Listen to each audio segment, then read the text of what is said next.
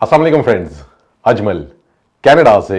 मेरी आज की वीडियो का टॉपिक है कि जनाब डोनाल्ड ट्रंप साहब ने जो birth right of citizens United states में ख़त्म किया है, क्या कोर्ट्स इसको स्ट्राइक डाउन कर सकती हैं और क्या वो इस पर मज़ीद कुछ काम करके या मज़ीद पार्लियामेंट से मंजूर करवा के तो क्या इस राइट को ख़त्म कर सकते हैं। आज इस टॉपिक पे बात करेंगे।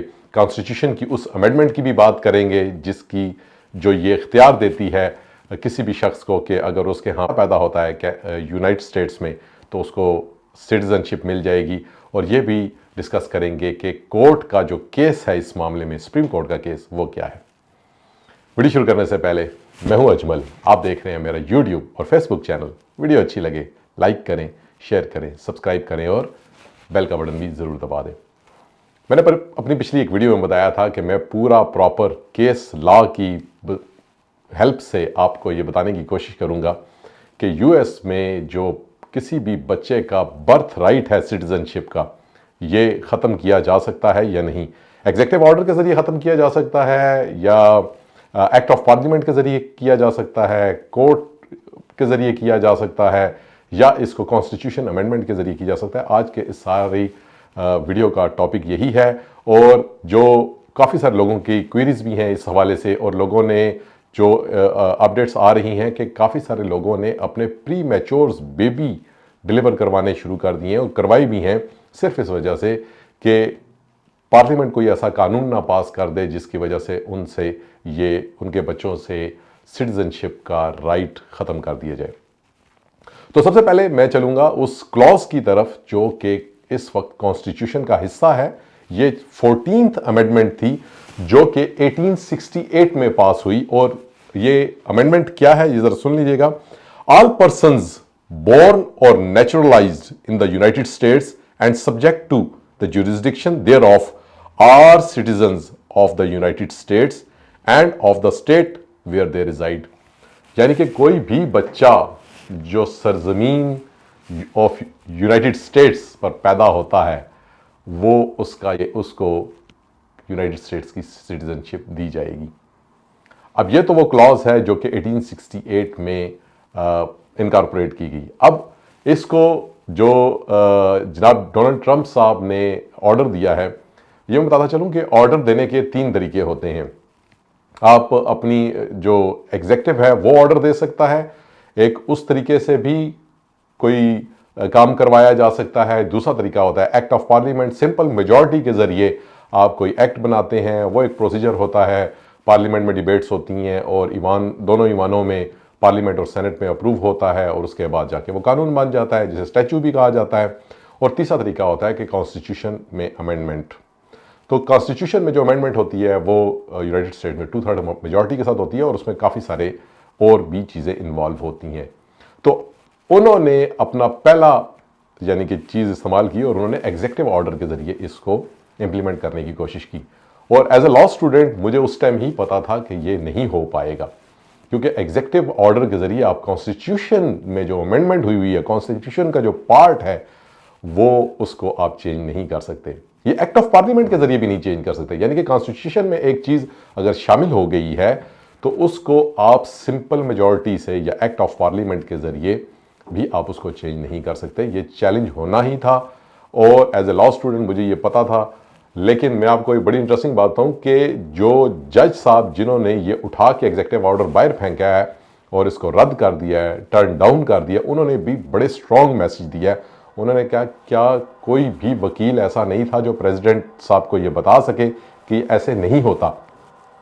इसके लिए या तो उनको कॉन्स्टिट्यूशन में अमेंडमेंट करनी पड़ेगी जिसमें 2/3 मेजॉरिटी दोनों ईवानों में, यानी कि नीचे वाले ईवान ज़ेरी और ईवान बाला दोनों में, जैसा हमारी कौमी असम्बली होती है पाकिस्तान में और सेनेट होती है, बिल्कुल इसी तरह यहाँ भी दोनों हाउसेज में अगर 2/3 मेजॉरिटी होगी तो अमेंडमेंट आ सकेगी।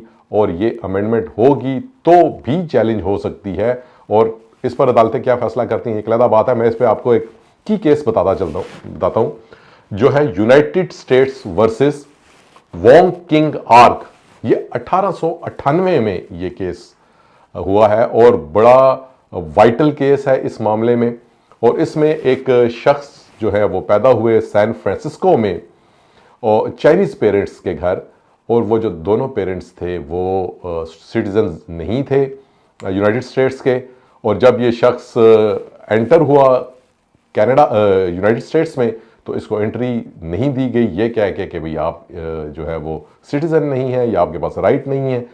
तो जो इस पर फैसला आया था वो ये आया था कि birth on US soil confers citizenship even if the parents are not US citizen. तो ये स्ट्रॉन्ग फैसला था। ये प्रेसिडेंट है जो मोर देन 100 ईयर्स से स्टैंड कर रहा है और as a common law country या कॉमन लॉ को फॉलो करने वाले हैं United states.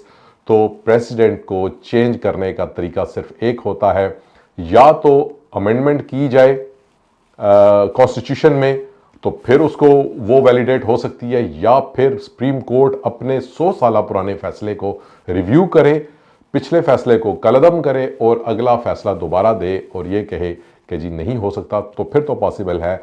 Otherwise simple act of parliament से या सिंपल एग्जेक्टिव ऑर्डर से ना ये हो सकता था, ना ये हुआ है और ना ये होगा। तो प्रेसिडेंट ट्रंप साहब अगर किसी भी बच्चे की नेशनलिटी लेना चाहते हैं और वो चाहते हैं कि कोई भी बंदा जो कि नेशनल ना हो या उसके पास सिटीजनशिप ना हो, उसके वहाँ बच्चा पैदा हो यूनाइटेड स्टेट्स में और उसको नेशनलिटी ना मिले, तो उनके पास सिर्फ दो तरीके हैं। पहला तरीका ये है कि वो 2/3 मेजॉरिटी से कॉन्स्टिट्यूशन में ये अमेंडमेंट करें कि बच्चे को बर्थ राइट नहीं मिलेगा, या फिर अदालतें अपना ही किया हुआ फैसला जो सुप्रीम कोर्ट है वो सुप्रीम कोर्ट ही उसको रिव्यू कर सकती है और सुप्रीम कोर्ट ही अपने फैसले पर नजरसानी करके तो दोबारा फैसला दे सकती है। तब जाकर ये जो बच्चों का बर्थ राइट है ये ख़त्म हो सकता है। इसके अलावा और कोई तरीका नहीं है। तो वो लोग जो कि जिनके अभी बच्चे वो प्री मैच्योर हैं, अभी मैं उनसे ये रिक्वेस्ट करूंगा कि परेशान होने की ज़रूरत नहीं है, टेंशन लेने की ज़रूरत नहीं है। ये कानून हो सकता है चेंज हो जाए, लेकिन ये इतना आसान नहीं है। ये बहुत मुश्किल काम है कि 2/3 मेजॉरिटी से यूनाइटेड स्टेट्स में ये भी याद रखें कि ऐसा नहीं है कि कोई भी एक लाठी के ज़रिए कहेगा और सारी की सारी पार्लियामान और सारी की सारी जो स्टेट्स हैं वो उस पर लब्बैक कह देंगी। ऐसा नहीं होता। ये यूनाइटेड स्टेट्स की पार्लियामेंट है और यहाँ पर बहुत मुश्किल है किसी भी कॉन्स्टिट्यूशनल अमेंडमेंट का पास होना, इतना आसान नहीं है। और दूसरी बात कि अदालतों में जो सुप्रीम कोर्ट है अपना 100 साल पुराना जो फैसला है उसको रिव्यू करना, ये भी इतना आसान काम नहीं है, ये भी बड़ा मुश्किल काम है। अगर 100-125 साल से ये जो फैसला आया था 1898 में आया था, तकरीबन 125 साल हो गया लगभग, इसको 127 साल हो गए ये स्टैंड कर रहा है। तो इतना आसान काम नहीं है। तो ऐसे लोगों को जिनके बच्चों के जो सिटीज़नशिप है वो उनको लगता है कि स्टेक पर है, उनको परेशान होने की ज़रूरत नहीं है। उनको जब तक अमेंडमेंट नहीं होती या जब तक अदालतें अपना फैसला चेंज नहीं करती, उनकी बच्चों की सिटीज़नशिप को कोई ख़तरा नहीं है। बड़ी अच्छी लगे लाइक करें, शेयर करें, सब्सक्राइब करें। Thank you.